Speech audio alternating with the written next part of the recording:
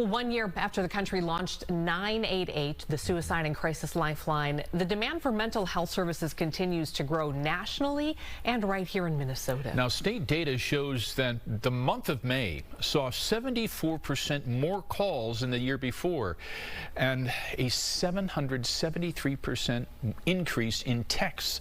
Fox 9's Rose Schmidt tells us that the call centers are just trying to keep up right now, right, Rose? They sure are, and we're told the highest call volume in the state comes from Hennepin County. For many people, this is the first time they're talking to a professional, and it makes a difference when the voice on the other end is in your own community. One, you're not alone. Two, no need to feel ashamed or embarrassed when you are struggling. They're the words some people really need to hear, and Carolina De Los Rios' team is ready to say them. In these 14 counties, Greater Twin Cities United Way operates the call center for 988, the Suicide and Crisis Lifeline.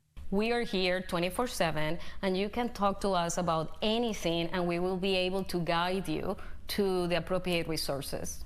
2 years ago, she had a team of 5. Now, a year after the Lifeline launch, she has 20 call specialists, and ideally would have 10 more. It is a very hard job, as you can imagine. The need continues to grow after the pandemic, as callers report a lack of culturally specific services and long wait times to get in to see providers. The entire state is really feeling the pressure to provide support and care to those who need it. Mental health experts say the switch from a long 1-800 number to 3 digits is working. Another big difference, you can text or send a message online.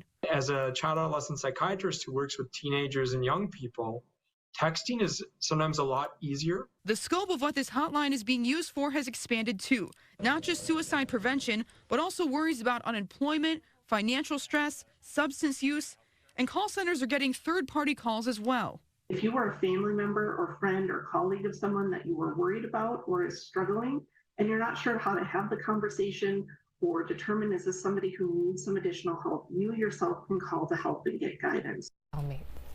Minnesota's call centers are funded by the state, and supervisors are looking for more funding sources to help them expand. Call specialists go through 80 hours of training to learn how to help people. And remember, 988 is free, and it is always confidential. Tim? All right, sounds good, Rose. Thanks. Well, a deadly